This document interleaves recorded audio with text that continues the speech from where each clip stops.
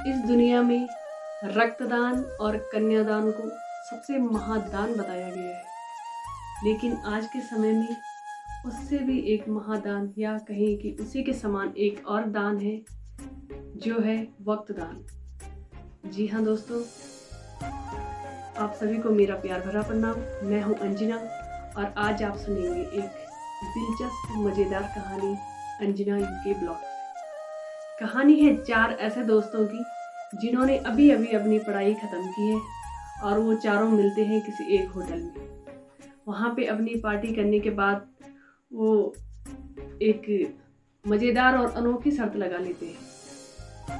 कहते हैं आज के बाद हम लोग यहाँ पर 40 सालों के बाद मिलेंगे और उस दिन चारों दोस्त यहाँ पर मिलेंगे और जो भी दोस्त सबसे लास्ट में आएगा उस दिन वही सारा पेमेंट, सारा खर्चा सब वही करेगा।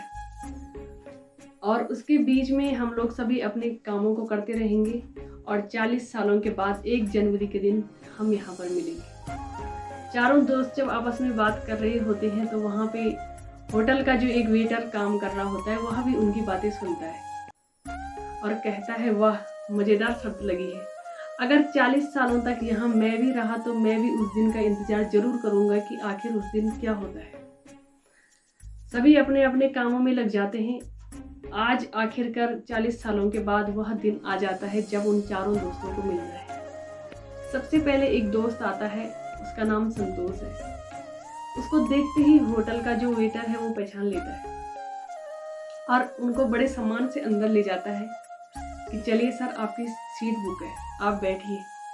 शायद आपने मुझे नहीं पहचाना होगा लेकिन मैं वही वेटर हूँ जिसने उस दिन आप लोगों की शर्त सुनी थी और आज 40 सालों के बाद मैं इस होटल का मालिक बन चुका हूँ। उसको देखकर वह जो दोस्त है पहला वहाँ पर पहुँचा है, खुश होकर कहता है अरे वाह ये तो बहुत ही अच्छी बात है, मैं भी एक कंपनी चलाता हूँ और मेरी कंपनी बहुत ही अच्छी चलती है।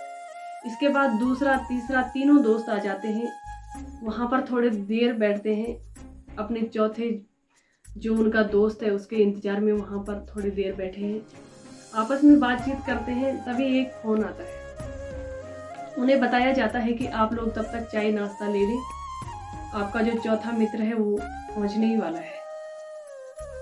तो वो चाय नाश्ता लेते हैं, उसके बाद थोड़ी देर और हो जाती है तो फिर से एक कॉल आता है कि आप लोग डिनर ले लें, अभी जो आपका चौथा मित्र है उनको आने में थोड़ा देरी हो जाएगी। तीनों दोस्त मिलकर खाना वाना खा लेते हैं, बैठते हैं, थोड़ी देर इंतज़ार करते हैं। जब चौथा दोस्त नहीं आता है तो तीनों लोग बड़े उदास मन से बाहर जाने लगते हैं। कहते हैं अब तो बहुत देर हो गई, ऐसा क्या हो गया होगा, आखिर ऐसा क्यों हो रहा कि उनका चौथा मित्र नहीं आ पा रहा है। उसने सारे अरेंजमेंट भी करे हैं, सारी पेमेंट भी हो गई, सब कुछ ठीक ठाक है, पर चौथा दोस्त आखिर आ रहा क्यों नहीं है। उदास मन से होटल से बाहर जाने लगते हैं, दरवाज़ा खोलते हैं। जैसे ही वो दरवाज़ा खोलने लगते हैं तभी देखते हैं कि सामने से एक चमचमाती गाड़ी आ रही है। एक सरकारी गाड़ी है, उस पर लाल बत्ती लगी है और वहाँ आगे पे खड़ी है।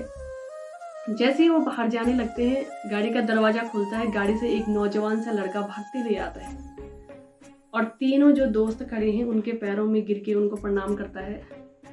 कहता है मैं जो लड़का हूँ वो जो आपके चौथे दोस्त है जिनका नाम प्रवीण है, उन्हीं का मैं लड़का हूँ। मेरे पिताजी आपके बहुत अच्छे दोस्त थे, उन्होंने मुझे बताया था, वह टीचर थे, उन्होंने अपने जीवन में बहुत अच्छे काम किए, मुझे इस काबिल बनाया कि मैं आज इस ज़िले का कलेक्टर भी बन गया हूँ।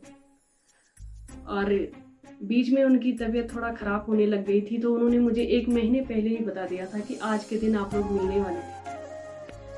वो भी आप लोगों से मिलना चाहते थे, उनका बड़ा मन था कि आपसे मिले। उन्होंने मुझे बताया कि अगर मैं ना भी रहा तब तक तो उस दिन सारा अरेंजमेंट करके तुम उनको सबसे लास्ट में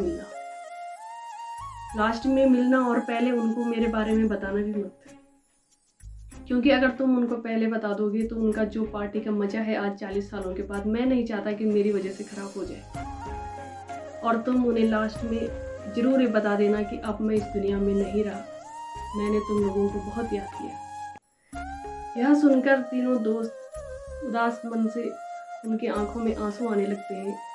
कहते हैं ये क्या हो गया, हम लोगों ने 40 सालों तक सिर्फ एक दिन का इंतजार किया कि हम 40 सालों के बाद मिलेंगे, और इस बीच में हमने किसी से कोई भी मेलचाल, कोई भी खबर एक दूसरे की नहीं ली। आज उनको बड़ा अफसोस है कि आज जब वो मिल रहे हैं इतने सालों के बाद, तो उनका एक दोस्त नहीं रहा जो उनसे मिलना भी चाहता था, लेकिन उनकी अनोखी शर्त जिसकी वजह से वो मिल नहीं पाए।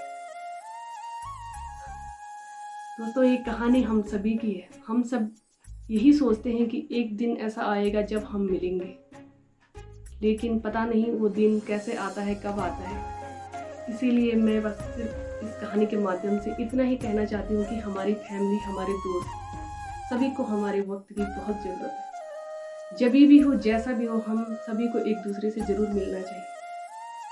हम लोगों को ज़्यादा ये नहीं सोचना चाहिए कि अब या तब। इसी आशा के साथ, इसी विश्वास के साथ मिलूंगी फिर से एक नई कहानी के साथ। तब तक आप बने रहिए अपनी फैमिली के साथ, अपने दोस्तों के साथ।